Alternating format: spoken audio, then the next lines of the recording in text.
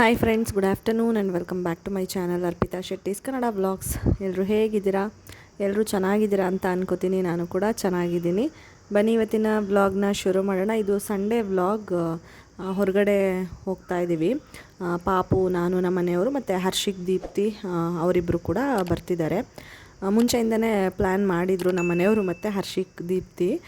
Swimming ಹೋಗೋಣ, swimming ಪೂಲ್ಗೆ ಹೋಗೋಣ, ಮಂಡ್ಯದಲ್ಲಿದೆ, ಅಲ್ಲಿಗೆ ಹೋಗೋಣ ಅಂತ ನಮ್ಮ ಮನೆಯವರು ಹೇಳಿದ್ರಂತೆ ಅವರಿಗೆ. ಹಂಗಾಗಿ ಅವರು ಪ್ರಿಪೇರ್ ಆಗಿದ್ದರು, ಕಾಯ್ತಾಯಿದ್ರು ಸಂಡೇ ಯಾವಾಗಾಗುತ್ತೋ ಅಂತ. ಮಕ್ಕಳಿಗೊಂದು ಎಕ್ಸೈಟ್ಮೆಂಟ್ ಇರುತ್ತಲ್ಲ, ಹಂಗಾಗಿ ಸರಿ ಅಂದ್ಬಿಟ್ಟು ಹೊರಟಿದ್ದೀವಿ. ಬೇರೆ ಸ್ವಲ್ಪ ಕೆಲಸನೂ ಇತ್ತು, ಹಂಗಾಗಿ ಅದು ಇದು ಎರಡೂ ಆಗುತ್ತೆ ಅಂತ ಹೇಳ್ಬಿಟ್ಟು ಹೊರಟ್ವಿ.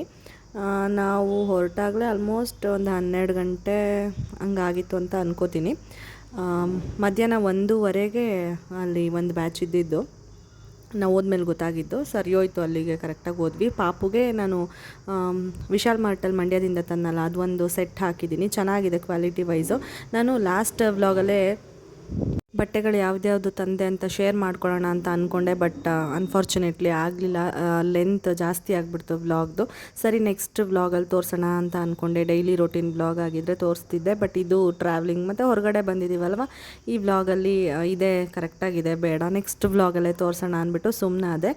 ನಾನು ದೀಪ್ತಿ ಹಿಂದೆ ಸೀಟಲ್ಲಿ ಕೂತ್ಕೊಂಡ್ಬಿಟ್ಟಿದ್ದೀವಿ ಆರಾಮಾಗಿ. ನನಗೆ ನಿಜವಾಗ್ಲೂ ಹೇಳಬೇಕಂದ್ರೆ ಯಾವಾಗಲೂ ಹಿಂದೆ ಸೀಟಲ್ಲಿ ಕೂತ್ಕೊಳ್ಳೋದೆ ಕಂಫರ್ಟಬಲ್ ಅಂತ ಅನಿಸುತ್ತೆ. ಇವಳಿಗೆ ಸ್ಪೇಷಿಯಸ್ ಆಗಿರುತ್ತೆ ಮತ್ತು ಸೇಫ್ಟಿ ವೈಸೂ ಒಳ್ಳೇದು ಆ್ಯಕ್ಚುಲಿ ಹಿಂದೆ ಸೀಟಲ್ಲಿ ಕೂತ್ಕೊಂಡ್ರೆ, ಮಕ್ಕಳು ಇಟ್ಕೊಂಡು.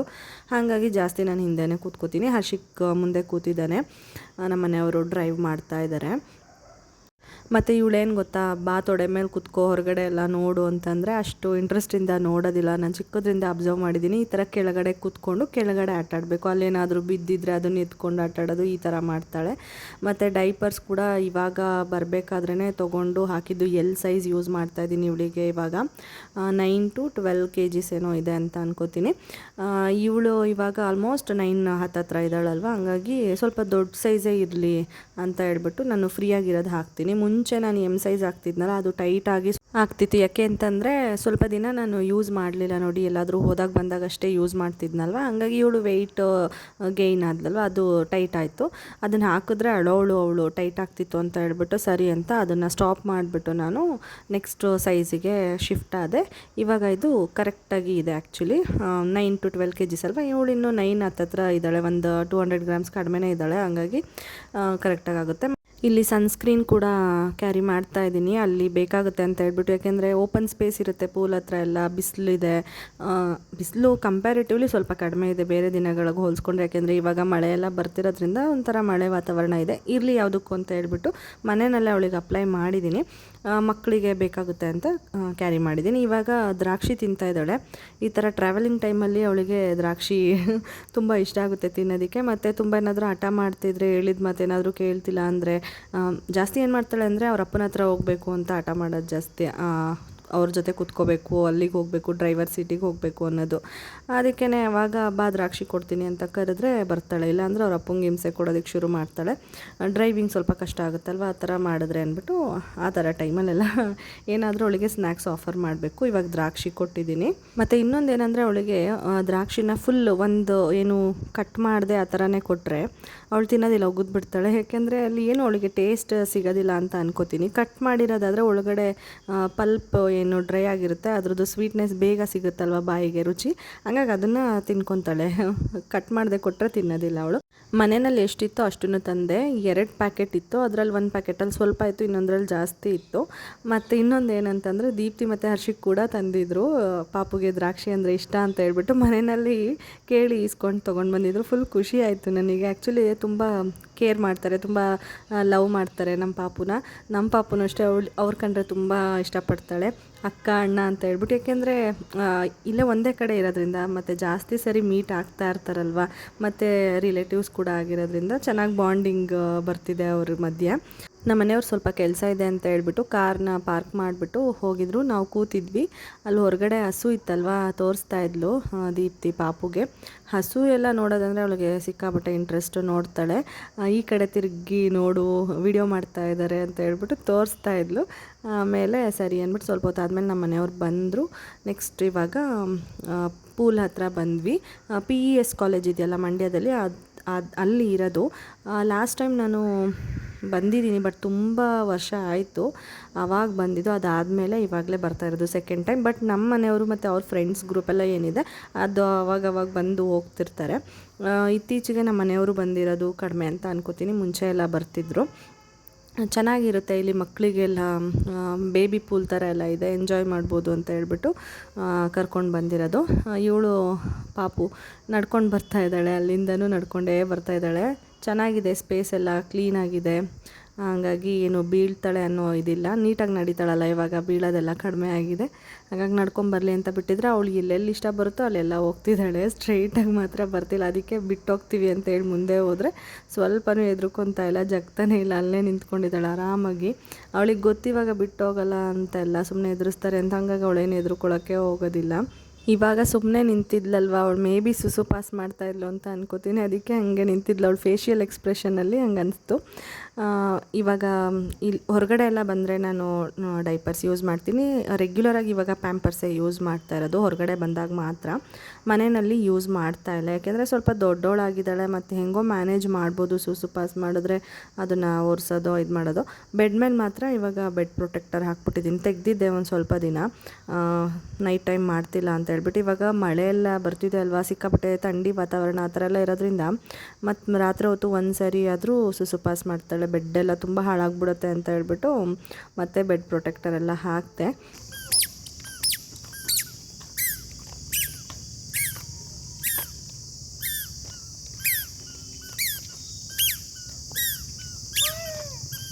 ನಾವು ರೀಚ್ ಆದಾಗ ಆಲ್ಮೋಸ್ಟ್ 1 ಗಂಟೆ, ಇನ್ನೊಂದು 10 ನಿಮಿಷ ಹೆಚ್ಚು ಕಡಿಮೆ ಅಂತ ಅಂದ್ಕೊಳ್ಳಿ. ಇನ್ನೂ ಟೈಮ್ ಇತ್ತು, ಒಂದು 20 ನಿಮಿಷದ ಮೇಲೆ ಟೈಮ್ ಇತ್ತು. ಟಿಕೆಟ್ ಕೊಡ್ತಿರಲಿಲ್ಲ, ಅದಕ್ಕೇ ಅಲ್ಲಿ ಪಕ್ಕದಲ್ಲಿ ಕ್ರಿಕೆಟ್ ಗ್ರೌಂಡ್ ಇತ್ತು, ಅಲ್ಲಿಗೆ ಹೋಗಿದ್ವಿ. ಓ ಬಿದ್ರೆ ಆಹಾ ಯಪ್ಪ ದೇವ, ಇನ್ನೂ ಬಿದ್ದೇ ಇಲ್ಲ ಯಪ್ಪ ಡೌರ.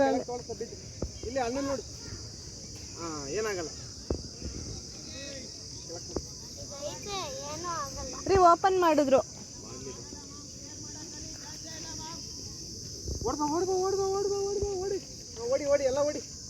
Run run run run run run Chinnamma, bag ಕೊಡವ, ಇಲ್ಲಿ ಬ್ಯಾಗ್ ಕೊಡವ ಚಿನ್ನಮ್ಮ. ಅಲ್ಲಿ ಓಡ್ತಾವ್ರೆ ಅಕ್ಕ ಮತ್ತೆ ಅಣ್ಣ, ಅದು ಜ್ಞಾನ ಇಲ್ಲ ಅದ್ರ ಮೇಲೆ. ಅಲ್ಲಿ ಪಾಪ ಸುಮ್ಮನೆ ಓಡ್ತಾವ, ಬರ್ರ ಓಡ್ಬಿಟ್ರು.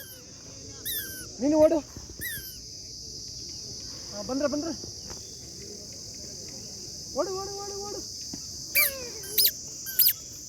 ಅವಳು ಬ್ಯಾಗ್ ಕೊಡ್ಬೇಕಾವ.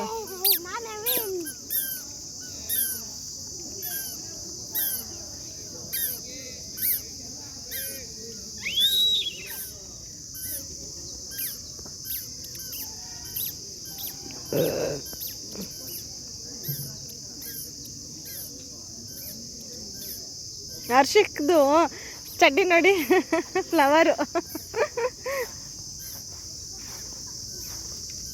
ಮಾತ್ರ ಚೆನ್ನಾಗಿ ನೋಡ್ಕೊತಾರೆ ಅಲ್ವಾ. ನುಂಗ್ಬಿಡ್ತಾಳೆ ಅಂತ ಬಿಸಾಕೋದು ಅದೆಲ್ಲ ಮಾಡ್ತಾರೆ.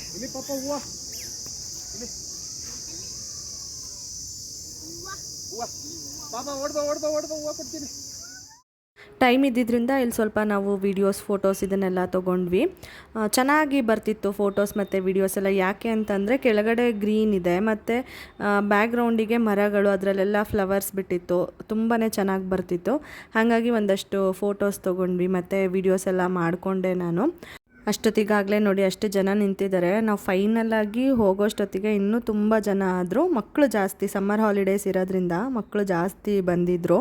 ನಾನು 2 ಬ್ಯಾಗ್ ಕ್ಯಾರಿ ಮಾಡಿದ್ದೆ. ಒಂದು ನಾರ್ಮಲಾಗಿ ಡೈಪರ್ ಬ್ಯಾಗ್ ಪಾಪುಗೆ ತರ್ತೀನಲ್ಲ ಅದು, ಇನ್ನೊಂದು ಬಟ್ಟೆಗಳು ತೊಗೊಂಡು ಬಂದಿದ್ದೆ. ಸ್ವಲ್ಪ ಸ್ನ್ಯಾಕ್ಸು ಎಲ್ಲ ತಂದಿದ್ದೆ, ಮಕ್ಕಳೆಲ್ಲ ಇರೋದ್ರಿಂದ ಮನೆಯಲ್ಲಿ ಇದ್ದಿದ್ದು.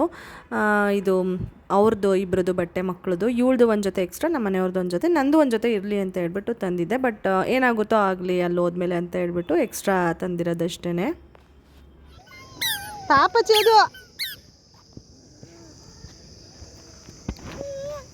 ಪಾಪ ಅದು ನೋ ನೋ ನೋ ನೋ.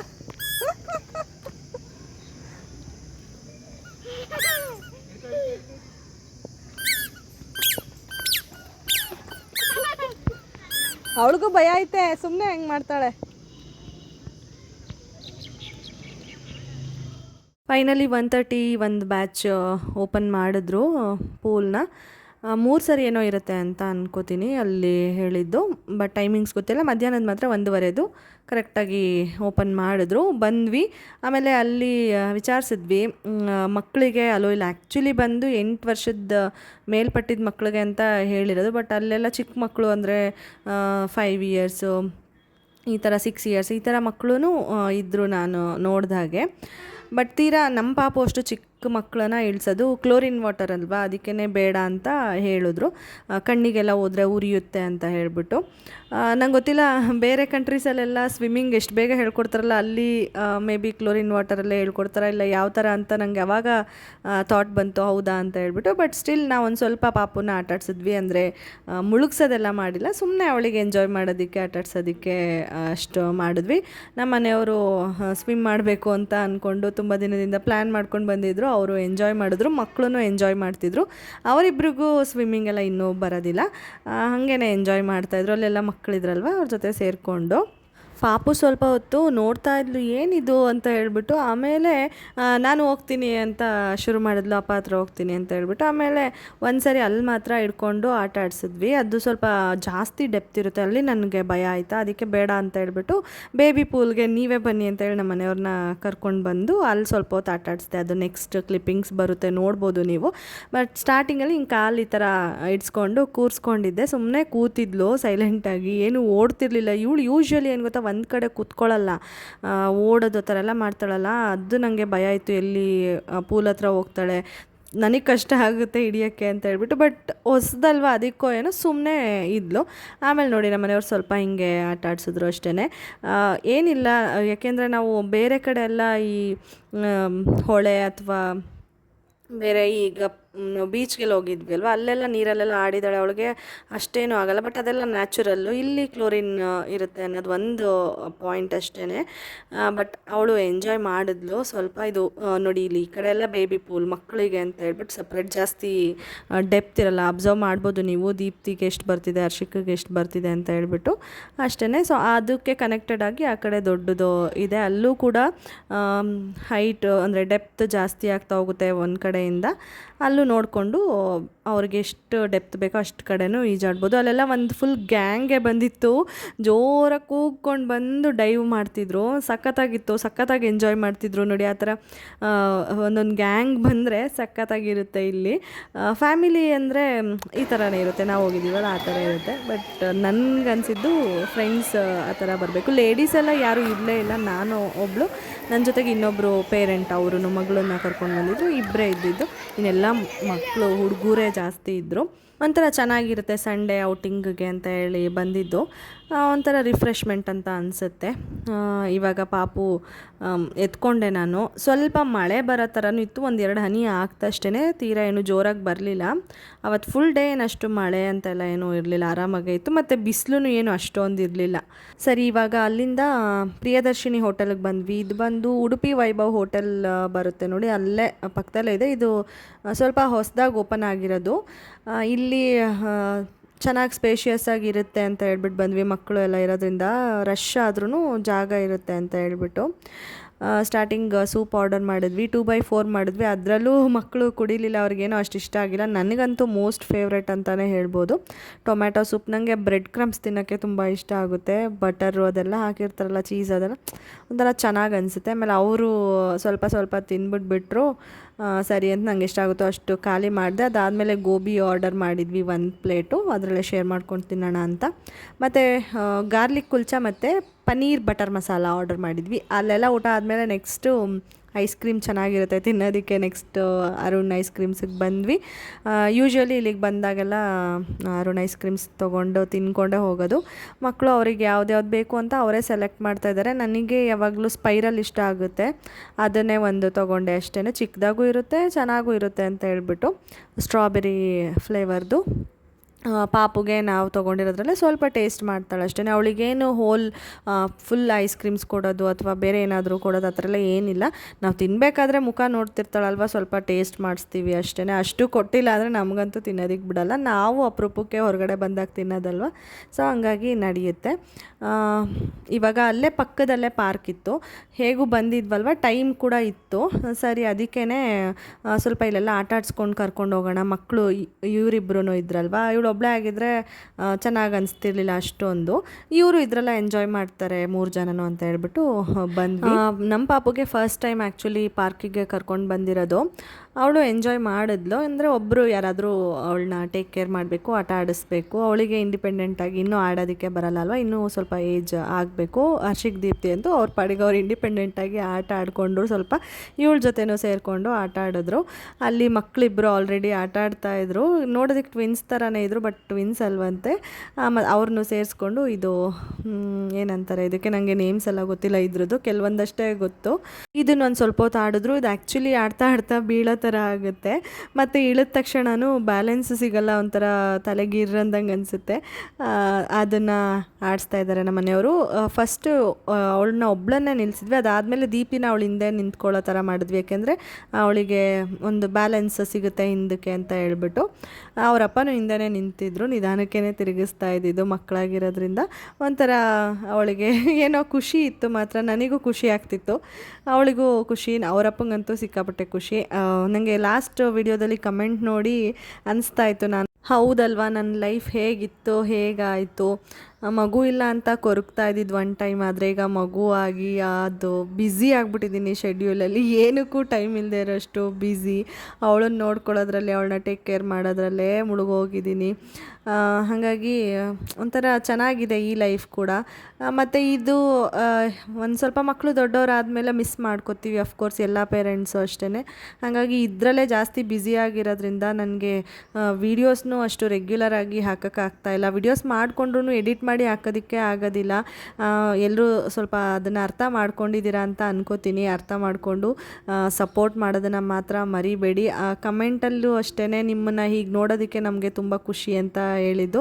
ನನಗೂ ತುಂಬಾ ಖುಷಿ, ಯಾಕೆಂದರೆ ಎಷ್ಟು ವರ್ಷ ಆಯಿತು, ಆಲ್ಮೋಸ್ಟ್ ಯೂಟ್ಯೂಬ್ ಸ್ಟಾರ್ಟ್ ಮಾಡಿ ಒಂದು 3-4 ವರ್ಷನೇ ಆಗ್ತಾಯಿದೆ.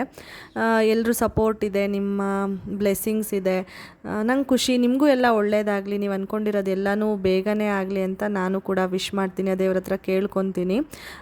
ಇವಾಗ ದೊಡ್ಡದು ಜಾರಬಂಡಿಲಿ ಆಟ ಆಡ್ತಾ ಇದ್ದಾರೆ. ಚಿಕ್ಕದ್ರಲ್ಲಿ ಸ್ವಲ್ಪ ಹೊತ್ತು ಆಡಿದ್ರು. ಇವಾಗ ದೊಡ್ಡದು ಆನೆ ಎಲ್ಲ ಇದೆಯಲ್ಲ, ಅದೊಂದು ಸ್ವಲ್ಪ ಜಾಸ್ತಿ ಇಂಟ್ರೆಸ್ಟು ಮಕ್ಕಳಿಗೆ. ಹಾಗಾಗಿ ಇಲ್ಲಿ ಆಡೋದಕ್ಕೆ ಬಂದರು. ತುಂಬ ಜನ ಇರ್ತಾರೆ ಈ ಪಾರ್ಕಲ್ಲಿ, ಅಷ್ಟೊಂದು ಏನು ಪ್ರಾಬ್ಲಮ್ ಇಲ್ಲ. ಬೇರೆ ಇನ್ನೊಂದು ರೋಡ್ ಸೈಡಲ್ಲಿದೆ, ಮೇಯ್ನ್ ರೋಡ್ ಸೈಡ್, ಅದು ಸ್ವಲ್ಪ ನಮಗೆ ಇಷ್ಟ ಆಗೋದಿಲ್ಲ. ಇಲ್ಲಿ ನಾನು ಪ್ರೆಗ್ನೆನ್ಸಿ ಟೈಮಲ್ಲೆಲ್ಲ ಬರ್ತಿದ್ದೆ, ಕೂತ್ಕೊಂಡು ಟೈಮ್ ಪಾಸ್ ಮಾಡ್ಕೊಂಡು ಹೋಗ್ತಿದ್ದೆ. ಅವಾಗ ನಮ್ಮ ಮನೆಯವ್ರು ಇರ್ತಿರ್ಲಿಲ್ಲ ಅಲ್ವಾ, ಹಂಗಾಗಿ ಏನಾದರೂ ಡ್ರೈವರ್ ಬರೋದು ಲೇಟ್ ಆದರೆ, ಕಾರ್ ಬರೋದು ಲೇಟ್ ಆದಾಗೆಲ್ಲ ಇಲ್ಲಿ ಕೂತಿರ್ತಿದ್ದೆ. ನಾನು ಅಮ್ಮ ಎಲ್ಲ ಬಂದು ಅದೆಲ್ಲ ನೆನಪಾಗ್ತಾ ಇತ್ತು. ಇವಾಗ ರಿಟರ್ನ್ ಹೊರಟು ಬರ್ತಾ ಇದ್ದೀವಿ. ದೀಪ್ತಿ ಮಲ್ಕೊತೀನಿ ಅಂತ ಹೇಳಿದ್ಲು, ಬಟ್ ನನ್ನ ಮಗಳು ಅವಳನ್ನ ಮಲ್ಕೊಳಕ್ಕೆ ಬಿಡೋದಿಲ್ಲ. ಅವಳಿಗೂ ನಿದ್ದೆ ಇನ್ನೂ ಬಂದಿಲ್ಲ, ಆಟ ಆಡ್ತಾ ಇದ್ದಾಳೆ. ಅವಳಿಗೆ ಇನ್ನೊಂದು ಸೆಟ್ ತಂದಿದೆ ಅಲ್ವಾ ಡ್ರೆಸ್ಸು, ಅದನ್ನು ಹಾಕಿದ್ದೀನಿ. ಇದು ಕೂಡ ವಿಶಾಲ್ ಮಾರ್ಟಲ್ಲಿ ತೊಗೊಂಡು ಬಂದಿದ್ದು. ಚೆನ್ನಾಗಿದೆ, ಎಲ್ಲನೂ ಶೇರ್ ಮಾಡ್ಕೋತೀನಿ, ಓಕೆನಾ. ನೆಕ್ಸ್ಟ್ ಒಂದು ವ್ಲಾಗಲ್ಲಿ ಖಂಡಿತವಾಗ್ಲೂ ಶೇರ್ ಮಾಡ್ಕೋತೀನಿ. ಇವಾಗ ರಿಟರ್ನ್ ಹೋಗಿ ಮನೆಯಲ್ಲಿ ಸ್ವಲ್ಪ ರೆಸ್ಟ್ ಮಾಡಬೇಕು. ಊಟ ಎಲ್ಲ ಆಗಿದೆ, ಇನ್ನು ನೈಟದು ತಲೆ ಕೆಡ್ಸ್ಕೋಬೇಕಷ್ಟೇ. ಹೋದ್ಮೇಲೆ ನೋಡ್ಕೊಳ್ಳೋಣ ಅಂತ ಹೇಳ್ಬಿಟ್ಟು ಸುಮ್ಮನಾಗಿದ್ದೀನಿ. ಮತ್ತೆ ನೋಡಿ ಇವಳು ಕೆಳಗಡೆ ಕೂತ್ಕೊಂಡಿದ್ದಾಳೆ ಆಟ ಆಡೋದಕ್ಕೆ. ಹಿಂಗೆ ಮಾಡ್ತಾಳೆ, ನಿಂತ್ಕೊಳ್ಳೋದು ಕೂತ್ಕೊಳ್ಳೋದು, ಬಂದು ನನ್ನ ಜೊತೆ ಕೂತ್ಕೊಂಡು ನೋಡೋದಿಲ್ಲ, ಏನೇನು ಅಪರೂಪಕ್ಕೆ ಹಂಗೆ ಬಂದು ಕೂತ್ಕೊಂಡು ನೋಡೋದು ಅವಳು. ಸೊ ಇಷ್ಟ ಆಗಿತ್ತು ಇವತ್ತಿನ ದಿನದ ವ್ಲಾಗು. ನಿಮಗೆಲ್ಲ ಇಷ್ಟ ಆಗಿದೆ ಅನ್ಕೋತೀನಿ. ಇಷ್ಟ ಆಗಿದ್ರೆ like, share, comment and subscribe ಮಾಡ್ಕೊಳ್ಳಿ ನನ್ನ ಚಾನಲ್ನ. ಮತ್ತೆ ಸಿಗ್ತೀನಿ, ಬಾಯ್.